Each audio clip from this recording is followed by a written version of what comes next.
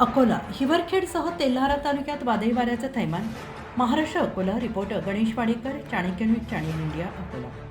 परिसरात सोमवारी सायंकाळी 6 वाजण्याच्या सुमारास मान्सूनपूर्व पावसाने हजेरी लावली. जोरदार वादळी वाऱ्यासह झालेल्या पावसामुळे अनेक गावातील जनजीवन विस्कळीत झाले असून वीज पुरवठा वारंवार दीर्घकाळ खंडित झाला. अचानक आलेल्या पावसामुळे विविध ठिकाणी वीज तारा तुटल्याच्या घटना घडल्या आहेत. अनेक गावातील वीज पुरवठा बंद झालेला असून काही ठिकाणी झाडे कोसळलेली आहेत. यामुळे नागरिकांना अडचणींचा सामना करावा लागला.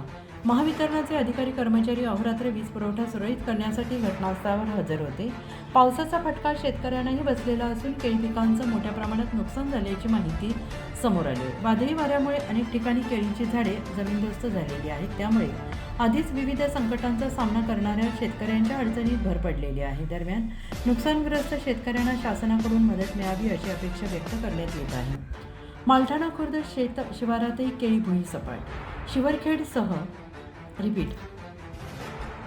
मालठाणा खुर्द शेत शिवारातही केळी भुई सपाट. हिवरखेडसह तेल्हारा तालुक्यातील आणि परिसरातील सर्वच गावांना अवकाळी वादळाचा तडाखा बसलेला असून बागायती आणि फळबागधारक शेतकऱ्यांचे अतोनात नुकसान झाले.